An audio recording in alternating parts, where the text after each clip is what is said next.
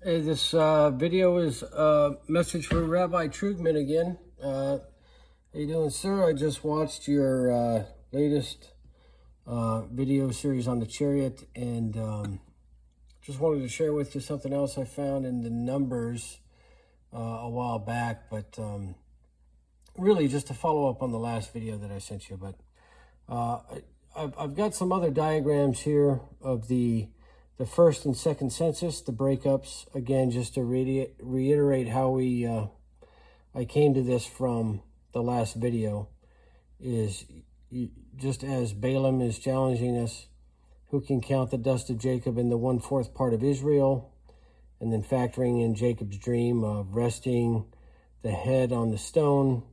We associate this 90-degree piece right here, this 150, 450 that we're given for the grouping of man.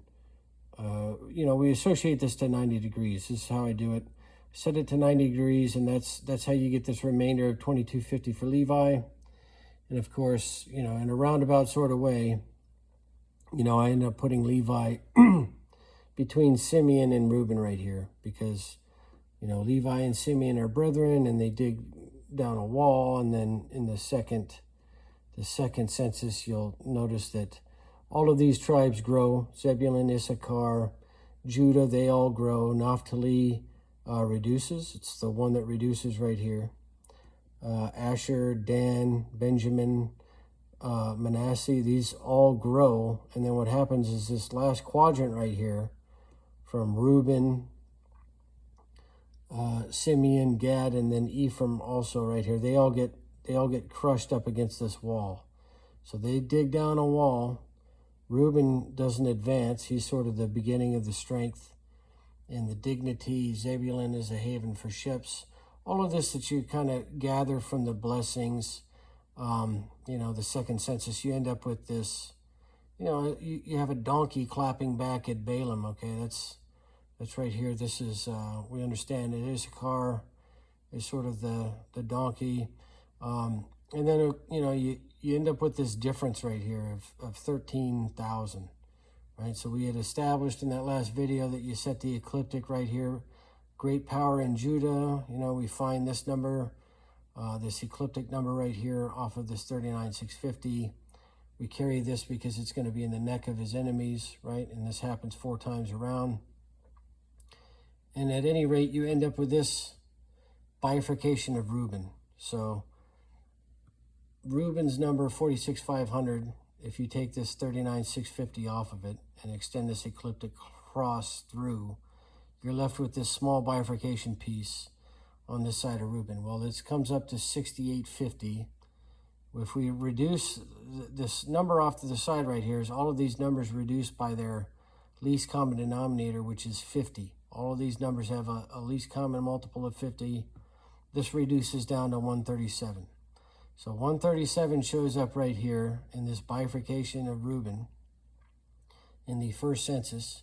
Also, when you put this cardinal and ecliptic cross, when you factor these in and then factor the breakups, the bifurcations, not only of Judah, right, from the north and the south being this ecliptic number, right? You got a multiple of 233 on this side of it.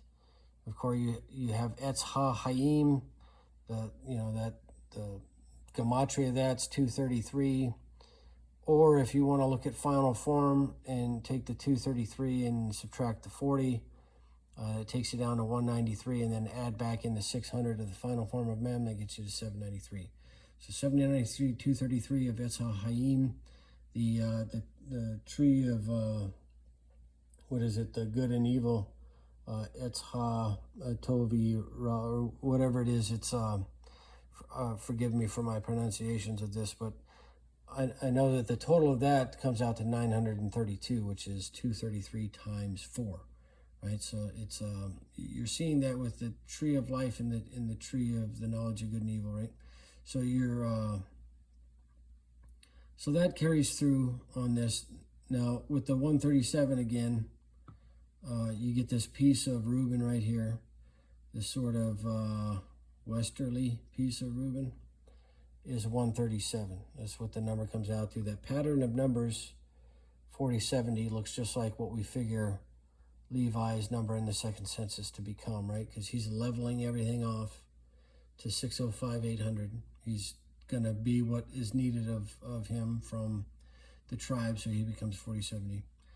But also, Dan, you'll find that when he gets broken up, when you do the math and figure out where this is breaking him up at, you'll find that he ends up with 41,000 on this west side, and he's got 21,600 on the east side. So this pattern of numbers is what you're going to see in frequency talk and also in those ecliptic numbers, right? Because this is a multiple of, you're going to have 27s and 360s and 72s, all that kind of number base you're going to find in these number patterns of 216, right? All the frequency type stuff. But on this other side, you end up with this 822. Well, that doesn't seem significant, but it is 137 times 6. So that prime number that you get on this side of Dan is 137 times 6. So it's hardly coincidental that when you carry this ecliptic cross through, and from the first census, that you're going to end up with a multiple of 137 right here, and you're going to end up with a multiple of 137 right here on these two, these first bifurcations of the two heads of Dan and Reuben, and they're going to have multiples of 137. So hardly coincidental. What else was I going to show you with the 137? Okay, so yeah, second census, my opinion, this is all showing you an eclipse that's taking place. Balaam is the swallower, and who gets swallowed up is right after Reuben is mentioned in the second census.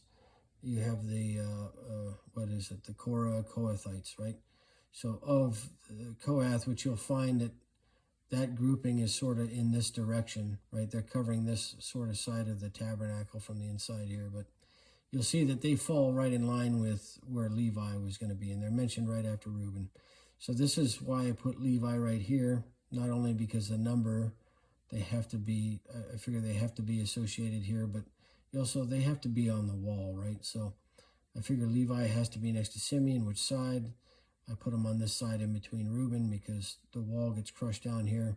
This swallowing that takes place of Levi, if you take the 250 off of Levi, you'll see that 4070 minus 250, that's 3820, which is a pattern of numbers relative to phi, right? So 1 divided by phi squared is going to be 0.382. Okay, so 3820 is a number that you're going to find there. What was I going to show you? Okay, so the change. So let's go to the census changes. Okay, the census changes. So one thing that you'll notice is that, one thing to do is find the percentage. Once you find 605,800, you can find the percentages of all of these tribes to the whole. But the other thing you can do is find the ratio. So what is the ratio for each of the tribes to the whole for the first census? What is the ratio for each of the tribes to the whole in the second census? And then what is the change? So you're going to notice that the change between censuses is, you're going to see that there's 8 that increase and there's 5 that decrease.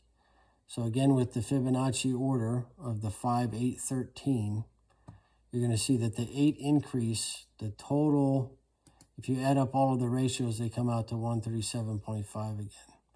Right, so just like 360 divided by phi squared is 137.5, you're essentially getting this figure. And then 1 divided by this figure is going to be that fine structure constant number of 0.0727 or whatever it is, right? Which actually just happens to be 727 in the first census. That's the base number that you get for Joseph, right? When you add Ephraim and Manasseh. So it's just kind of interesting that that happens. But just a lot to find. Like I said, 137 pops up there. There's another situation. I won't get in too deep into understanding all of this, but because I get into the growth sequences and finding, extracting other sort of hidden things in these numbers. But one of the things that we can look at is going to be Levite populations.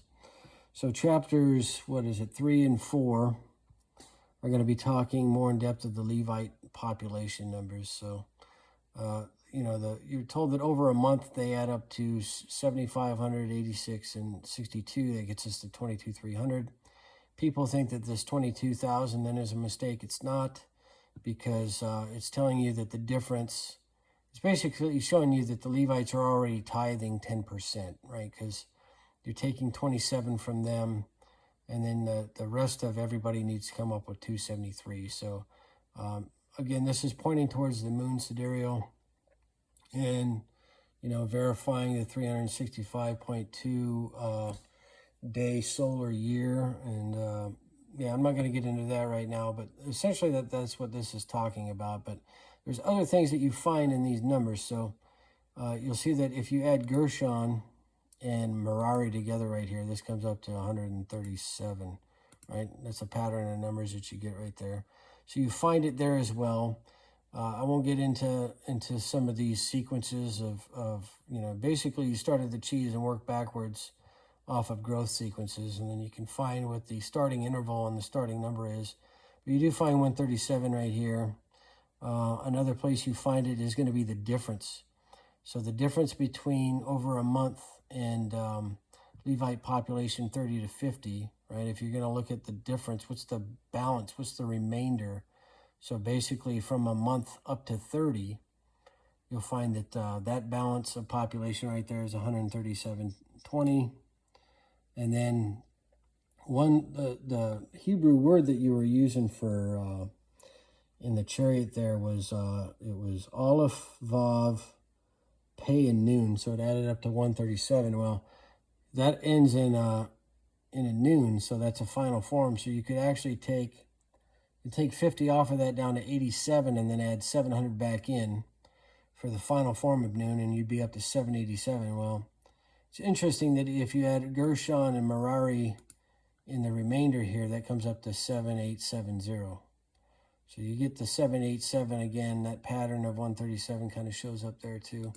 But just thought that was kind of interesting. Thought I'd share that with you. Just a few places that you find that 137 in all of these numbers. And like you said, if you want to, it'd be great to establish a line of communication to talk about some of these other things that are found in these numbers, because it is it is pretty fascinating. But yeah, what I'm trying to put a more in-depth tutorial together to break down a lot of this stuff, and it's just going to take some time to get in and do some of the PowerPoint, but I just thought I'd drop some of that. Oh, I needed to show you how do we confirm. Well, I needed to get your input on this, but in the base Hebrew over here, so when you're looking at the interlinear here, you're going to see that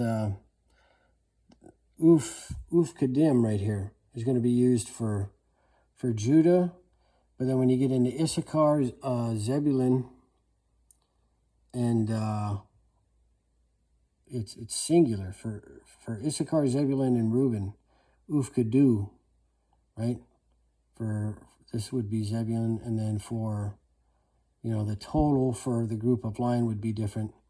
But then when you get into Reuben over here, it's using a different singular word. So the only times that you see the singular is going to be Issachar, Zebulun, and Reuben. And if you add all of these together and subtract it again from that quarter, the 150, again, that's going to point you to this 137 number again. So it's interesting that you find stuff like that in here, right? So just wanted to get your opinion and touch on that, and maybe get your opinion on maybe why just these, it's singular for just these three. And I think, like I said, I think you're directed to sort of look at how these three right here are grouped together. But anyway, thanks, sir.